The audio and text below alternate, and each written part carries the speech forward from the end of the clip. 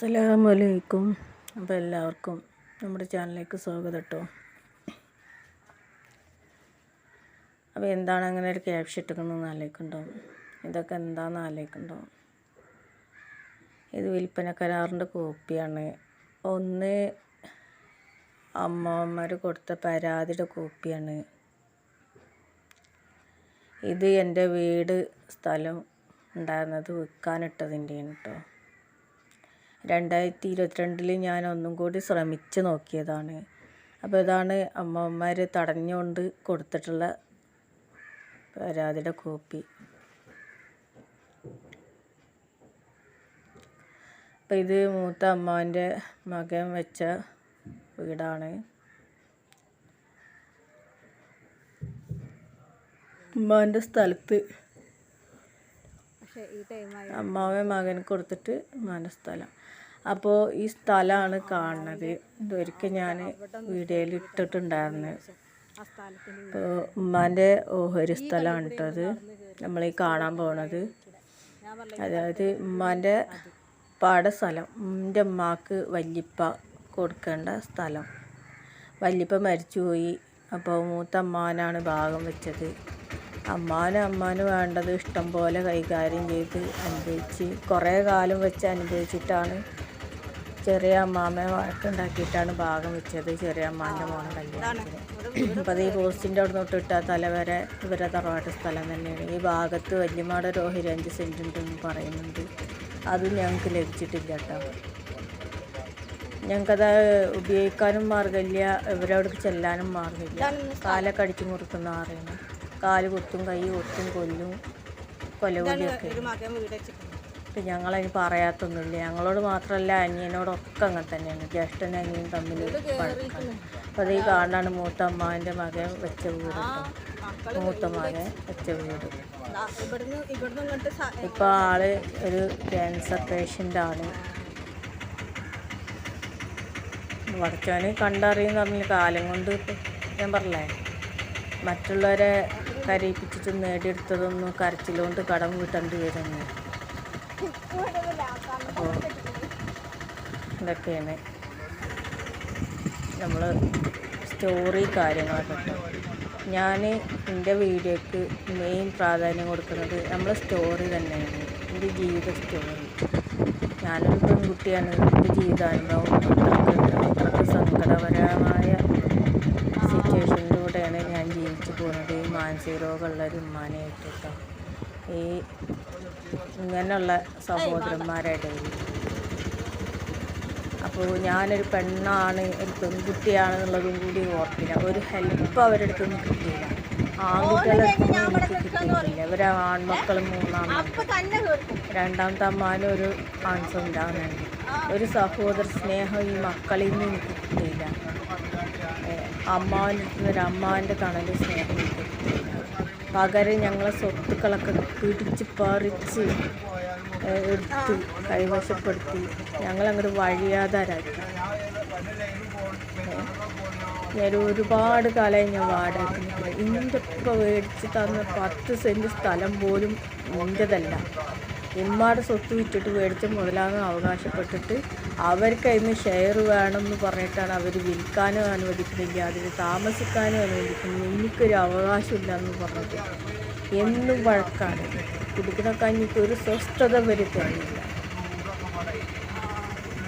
ഒരു പ്രാവശ്യം 2ാമത്തെ അമ്മാമ്മ വന്നിട്ട് പോലീസുകാരെ കൊണ്ടു. അവിടെ ഉള്ളവരൊക്കെ കുറേ ആളുകൾ വിളിച്ചെത്തി ഇന്ന് വീട്ടിൽ നിന്ന് വെച്ച് പുറത്തിട്ട്.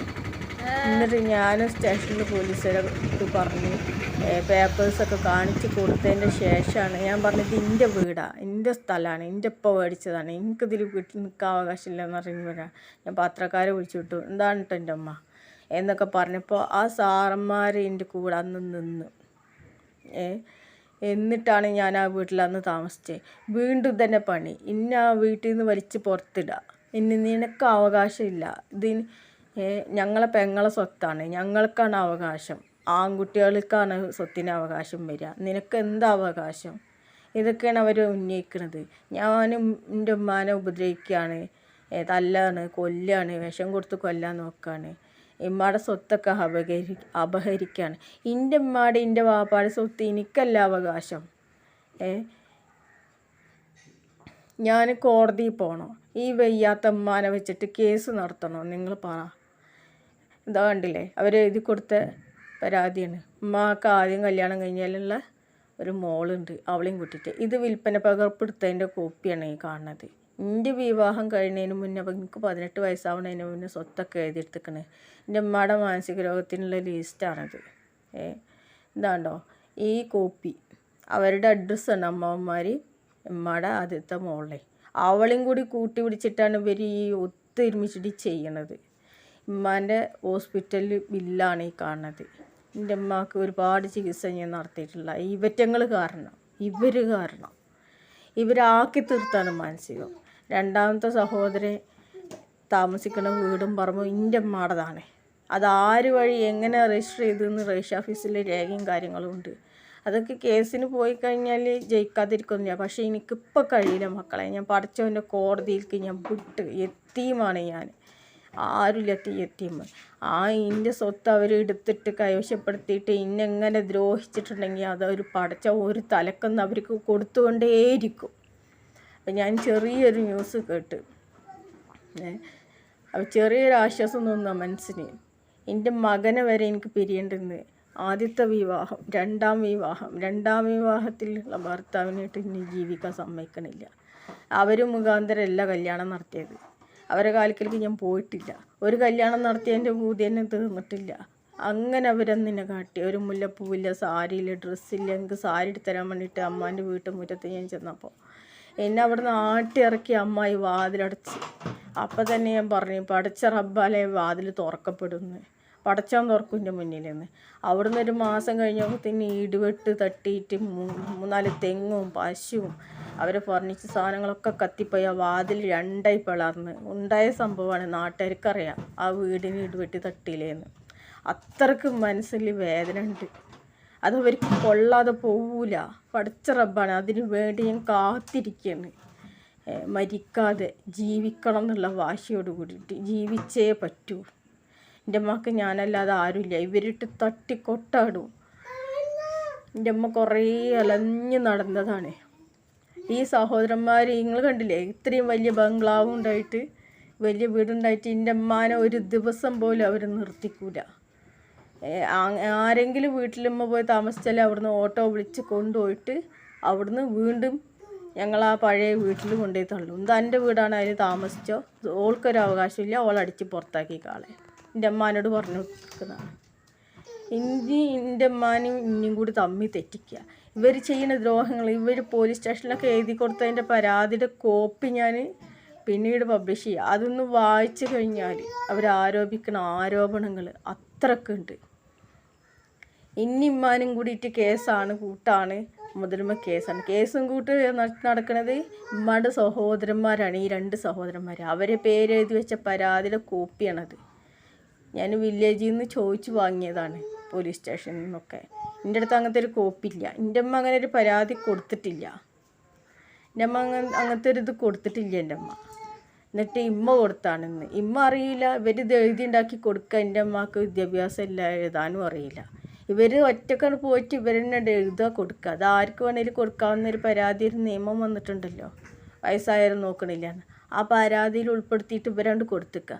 ഇവരിട്ട് ചവിട്ടി പുറത്തേക്കുക. പെങ്ങളെ നോക്കൂല, അവരെ വീട്ടിലേക്ക് ചെല്ലാനയക്കൂല. ഒരമ്മാൻ്റെ അമ്മായി പറഞ്ഞ് എനിക്ക് മാനസിക വന്ന് ആ അമ്മായി ഇന്ന് അരിപ്പിരിയിട്ട് കിടക്കുക. സത്യമാണ്, ഞാൻ പറഞ്ഞതാണ്. ഞാൻ പറഞ്ഞു പടച്ചോൻ തന്നാൽ സ്വീകരിക്കേണ്ടി വരും എന്ന് പറഞ്ഞു. ഞാൻ എൻ്റെ വേദന കൊണ്ട് പറഞ്ഞു പോയതാണ്. പക്ഷെ പാവം അമ്മാനാണ് ആ ബുദ്ധിമുട്ടുന്നത്. പക്ഷെ അത് ഒരു വേദനിപ്പിക്കുമ്പോൾ മനസ്സിൽ നിന്ന് വന്നു പോണതാണ് വാക്കുകൾ. ഇത്രയും 10-40 വയസ്സായി. 40 വയസ്സിനുള്ളിൽ ഞാൻ പെൺകുട്ടിയാണ്. ഞാൻ എൻ്റെ നാട്ടിൽ നിന്ന് വരെ ഞാൻ വിട്ട് നിൽക്കുകയാണ്. എന്നിട്ട് നമുക്ക് വിലയില്ലാത്തോടത്ത്, നമുക്ക് സ്നേഹമില്ലാത്തോടത്ത് എന്തിനാ വരെ ഇടയിൽ കിടന്ന് കടിപിടി കൂടുന്നത്? നമുക്ക് മനസ്സമാധാനമുള്ളടത്ത് പോയി ജീവിച്ചോടെ അമ്മ എന്നും പറഞ്ഞിട്ട് അമ്മാനും കുട്ടിങ്ങ് പോകുന്നതാണ് മലപ്പുറത്തേക്ക്. നല്ല നല്ല ആളുകൾ, സ്നേഹമുള്ള ആളുകൾ അവരുടെ ഇടയിലേക്ക്. എന്തായാലും ഇങ്ങനെ ഞങ്ങളിട്ട് ഈ സ്വത്ത് കാരണമാണ്. ഇത്രയും സ്വത്ത് എൻ്റെ അമ്മക്ക് ഒരുപാട് സ്വത്തുണ്ടായിരുന്നു. അമ്മാനെ 2ാമത് വിവാഹം കഴിച്ച തങ്ങൾ പേരിൽ വാങ്ങിയ സ്വത്തൊക്കെ അമ്മാൻ്റെ പേരിലേക്ക് എഴുതി വാങ്ങിച്ച് ആ തങ്ങളെ ഓടിച്ചു വിട്ട അമ്മമാരാണിത്. മൂത്ത സഹോദരനും രണ്ടാമത്തെ സഹോദരനും കൂടിയിട്ട്. എന്നിട്ട് ആ രണ്ടാമത്തെ സഹോദരൻ താമസിക്കുന്നത് ആ വീട്ടിലും പറമ്പില്ല. ഇൻഷാ അല്ലാ ഞാൻ അതും കാണിച്ചു തരുന്നുണ്ട് വീഡിയോയിൽ കൂടെ. എന്തായാലും ജനങ്ങൾ സത്യം അറിയട്ടെ. ഇവർ പറയുന്ന കള്ളങ്ങളാണോ വിശ്വസിക്കേണ്ടത്, ഞാൻ പറയുന്ന സത്യങ്ങളാണ് വിശ്വസിക്കേണ്ടതെന്ന് ജനങ്ങൾ തീരുമാനിക്കട്ടെ. എൻ്റെ നാട്ടിലൊക്കെ ഒരുപാട് പേര് എൻ്റെ ഫ്രണ്ട്സൊക്കെ വീഡിയോ കാണുന്നുണ്ട്. ഞാൻ തെളിവോടുകൂടി എന്നെ പറയാൻ തന്നെയാണ് തീരുമാനിച്ചിട്ടുള്ളത്. ഞാൻ കോടതിയും കേസായിട്ട് പോണില്ല. കുറേ കാലം കേസ് കൂടി കോടതിയിൽ കയറി ഇറങ്ങി നടന്നിട്ടൊന്നും ഒരു കാര്യമില്ല. പടച്ചോൻ്റെ കോടതിയിൽ ഇവരെ വെറുതെ വിടൂല, ആ കാര്യം എനിക്ക് ഉറപ്പുണ്ട്. അതിലും വലിയ കോടതി വേറെ ഒന്നും വന്നിട്ടില്ലല്ലോ. അള്ളാഹ് വിചാരിച്ചാലേ എല്ലാം വരെ അനങ്ങുള്ളൂ. ആ അള്ളാഹ്ക്ക് ഞാൻ വിട്ട തീരുമാനങ്ങൾ അതുവരെ ഞാൻ കാത്തിരിക്കും. കോടതിയിൽ ഞാൻ കേസ് കൊടുക്കണില്ല. ഞാൻ ഈ മലപ്പുറത്ത് ജീവിക്കും, ഈ ഇവിടെയുള്ള ജനങ്ങളുടെ സഹായത്തിൽ.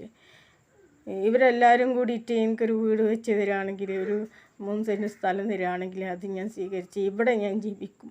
അവരെടുത്ത സ്വത്തുക്കളായിട്ട് അവരങ്ങ് ജീവിച്ചോട്ടെ. എൻ്റെ ഉപ്പക്ക് ഒരു വണ്ടി ഉണ്ടായിരുന്നു, ആ വണ്ടി വരെ അമ്മാൻ്റെ മോൻ കൊണ്ടുപോയി. എന്തെല്ലാം ഒരു കട ഉണ്ടായിരുന്നു, ആ കട രണ്ടാമത്തെ അമ്മാവൻ കൊണ്ടുപോയി. അവർക്ക് പിടിച്ച് പറിച്ച് എടുക്കാൻ പറ്റുന്നിടത്തോളം അവരെടുത്ത്. ഞങ്ങളെ നാട്ടിലുള്ളവർക്കറിയാം. എന്നിട്ട് ഇവരെന്നെ പറഞ്ഞെടുക്കാൻ ഞങ്ങൾക്ക് ഒരുപാട് സ്വത്തുണ്ട് എന്നുള്ളത്. പറഞ്ഞു നടക്കട്ടെ. അവർ പറയണ കള്ളങ്ങളാണല്ലോ അവരൊക്കെ വിശ്വസിച്ചിട്ടുണ്ടാവുക. അവർ രഹസ്യമായിട്ട് പറയണത്. ഞാൻ ഇന്ന് പരസ്യമായിട്ട് എല്ലാം വെളിപ്പെടുത്താൻ പോവുക, എല്ലാം പറയാൻ പോവുക. എനിക്കും വരും ഒരു നാൾ, എനിക്കും വരും ഒരു അവസരം. അത് എന്നേ ഞാൻ മനസ്സിൽ കുറിച്ച് വെച്ചതാണ്. ഒരുപാട് പേര് ഈ വീഡിയോ കാണുന്നുണ്ടെന്ന് എനിക്കറിയാം. എൻ്റെ നാട്ടിലുള്ളവരും ഒരുപാട് ലോകത്തുള്ള ജനങ്ങളും അറിയട്ടെ എന്താണ് ഉണ്ടായത്, എന്താ സംഭവിച്ചത് എന്നൊക്കെ. എൻ്റെ മനസ്സിൻ്റെ ഉള്ളിലെ വേദന എങ്ങനെയെങ്കിലും പറഞ്ഞു തീർക്കെങ്കിലും ചെയ്യാമല്ലോ. എനിക്ക് അള്ളാഹ് തരുന്ന ഒരു വിജയം എനിക്കുണ്ടാവും. എന്നും എല്ലാ സത്യങ്ങളും മൂടി വെക്കാൻ കഴിയുന്നില്ല. എൻ്റെ അമ്മ ഇന്ന് എൻ്റെ കൂടെ ഉണ്ട്. അവരെന്നല്ല നോക്കണേ. അവർക്ക് മുതലേ വേണ്ടുള്ളൂ. മാനസിക രോഗിയായ എൻ്റെ അമ്മാനെ അവർക്ക് ആർക്കും ആവശ്യമില്ല. അവർക്ക് നാണക്കേടാണ് പോലും വീട്ടിൽ നിർത്താൻ. മക്കളും മരുക്കളൊക്കെ വരണതാത്രേ, നാണക്കേടാണെന്ന്. അവർക്ക് മുതലേ പറ്റുള്ളൂ.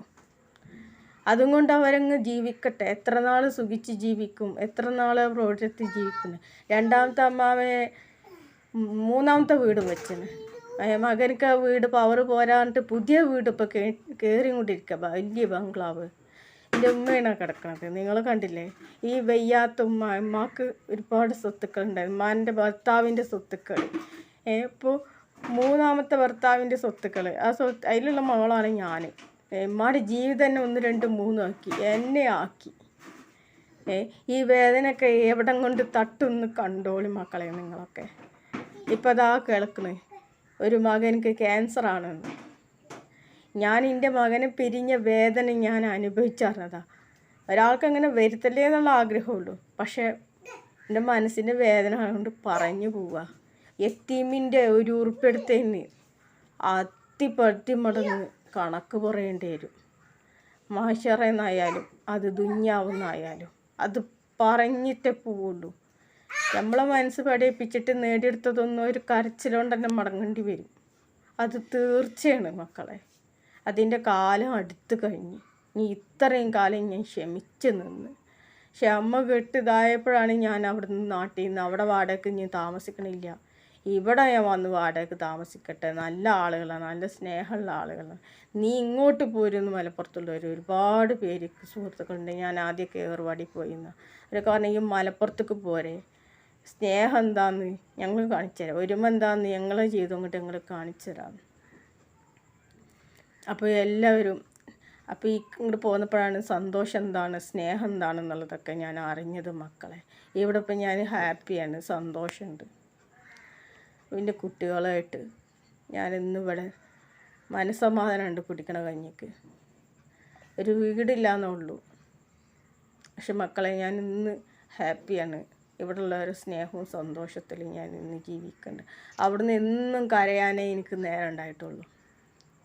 ഇപ്പോൾ എൻ്റെ ഉമ്മാക്കും അസുഖത്തിന് കുറവുണ്ട്. മറ്റേത് ഇടയ്ക്കിടയ്ക്ക് ഹോസ്പിറ്റൽ കേസായിരുന്നു. ഇടയ്ക്കിടയ്ക്ക് അഡ്മിറ്റ് ചെയ്യുന്നു. ആങ്ങളേനെ വഴിയിൽ നിന്ന് കാണും, മിണ്ടൂല അറിയും, ഇടയ്ക്ക് പറയും, ചീത്ത പറഞ്ഞു അറിയും. പിന്നെ വീട്ടിൽ വന്ന് കരച്ചിലായി പിരിച്ചിലായി. പിന്നെ അങ്ങനെ മരുന്ന് കഴിക്കൂല, ഭക്ഷണം കഴിക്കൂല, അങ്ങനെ ഇരിക്കും. ഇപ്പം അങ്ങനത്തെ വിഷയങ്ങളൊന്നുമില്ല. കാണണ്ട, സ്നേഹമില്ലാത്തവരുടെ ഇടയിൽ എന്തിനാ അമ്മ നിൽക്കണ്? നമ്മളിവിടുന്ന് പോവുക, നമ്മൾ തോറ്റോടി പോകണമല്ലോ അവർക്കിഷ്ടം. എവിടെയെങ്കിലും പോയി ചാവട്ടെ അവളെന്ന് ഉമ്മാൻ്റെ അടുത്ത് പറയാം. അവൾ മരിച്ചിട്ടുണ്ടാവുമെന്ന്. ഞാൻ ഫസ്റ്റ് വീട്ടു ജോലിക്ക് വന്നപ്പോൾ എന്നെ കാണാൻ ഞാൻ എവിടെ ഉണ്ട് പറയണ്ടെന്ന് പറഞ്ഞു. അവരുടെ അടുത്ത് പറയണ്ട, എന്തിനു പറയണോ? അവളെ കാണാനില്ല, അവൾ പോയി എന്ന് പറഞ്ഞാളെ, അങ്ങനെ പറഞ്ഞാളെ നിങ്ങൾ പറഞ്ഞു. അപ്പോൾ ഞാൻ വാടക വീട് എടുത്തിട്ട് പിന്നെ അങ്ങോട്ട് കൊടുന്നു മാസങ്ങൾ കഴിഞ്ഞപ്പോൾ. മൂന്നാമത്തെ അമ്മാവൻ്റെ കൂടെയായിരുന്നു. അപ്പോൾ അടുത്ത വീഡിയോയിൽ നെക്സ്റ്റ് ബാക്കി.